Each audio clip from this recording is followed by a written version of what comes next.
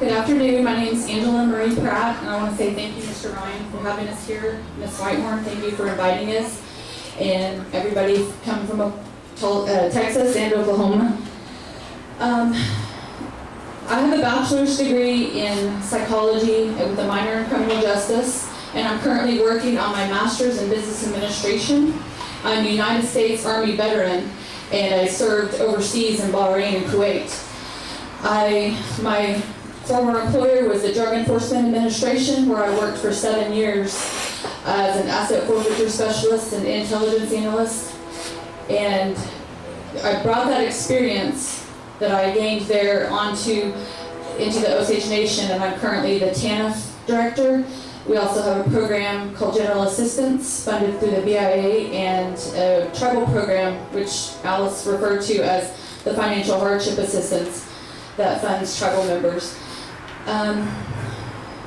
I brought that experience in because my job as an asset forfeiture specialist and an intelligence analyst was to find you. If you're a drug dealer and you have an organization, my job was to find you and to find your assets and to come after them and take them from you if they were brought with drug proceeds.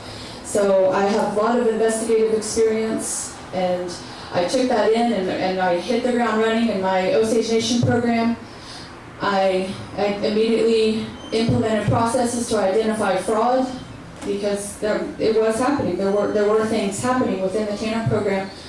I referred them to the Attorney General's office. I began drug testing. I was one of the, other than our human resources, I was the only program, the first program to implement drug testing to receive services. Prior to the state, I think the state started this past November, and if you come up positive for drug tests, during your drug test, you're denied services. As tribal people and other Native Americans that we serve, I don't say no. I try to help. We refer you to our PRT program and to try to help you through that process, because we understand that you have families to take care of. I have implemented many processes to assist our families, and the Financial Hardship Assistance Program, it does, if you're not aware of it, it does fund all Osages 18 and older, one time per year, per household. And that is one of the programs, as well as the burial assistance and the medical card. But I agree with many others that we have to have a way to fund that. Of course we want to expand on that, but we have to have a way to fund it. The casino expansions, I see them. Many of you haven't been able to see them if you can look online. But it is needed, because we have to have a way. I can sit here and promise you that I'm going to, get you better health care. I have 6 children. I'm going to help you with daycare. I'm going to, who doesn't support that? I mean, these are obvious things that we all support and we all care about. We care about our children. We care about our elders. We get sick, so we care about health care. But we have to have a way to fund all these things. We have limited funds left, and so we do need to take a look at where we stand and where we're moving. And I would love to be able to fund more and more and more, but let's pretend that there are over 12,000 Osages that are 18 years and older. So if all 12,000 of those applied each year and received $1,000 assistance, that's a lot of money. So I'm motivated, I'm dedicated, I help the people that I serve. I understand that it doesn't reach many of you out of state, but I do my best to help our people that we have in the area. We need job creation. Methamphetamine is a huge issue in our area. That's why I implemented the drug testing. Accountability. When you test positive for methamphetamine, we help you through the process of gaining referrals in order to get you help. And if you go back and you test positive again, then we don't give you your check, because I've also implemented that process too. It's called vendor pay. So, because I don't want federal money, whether it be federal money, tribal money, or state money, which we did lose the state funding, so whether it be federal or tribal funds, we're not going to buy your drugs. So I think that I have brought in many processes of accountability.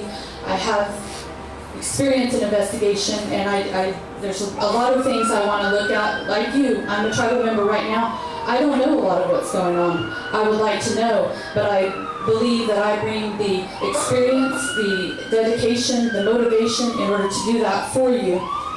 I'm, like I said, a United States Army veteran, and I for my people. I have over 20 years of community service between my education, my community service, my military service, and I signed and raised my hand to say that I would, it's really loud, sorry.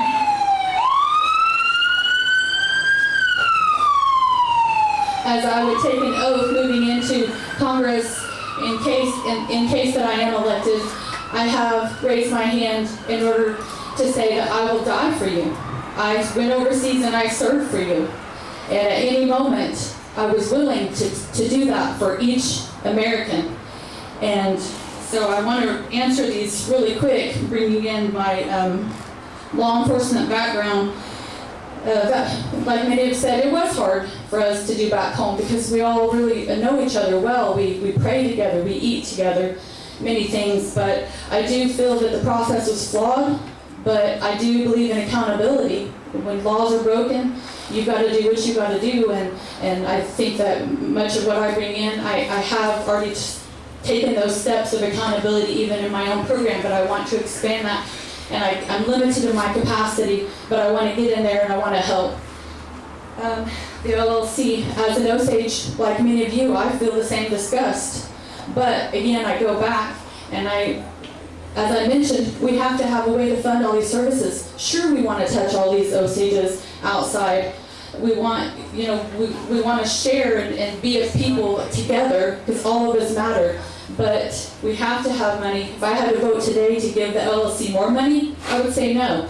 But I want to bring my experience in and motivation to check, look at what we have, what we're doing. But because we are going to have to invest. If gaming was to go under tomorrow, we're putting the Ponca Casino out of gaming. They're taking games up every day because our casino came in right across the way. And if they goes under, all those services that we talked about, the health benefit, the financial hardship, all that would be gone. We have to have a way to fund it. Ladies and gentlemen, thank you.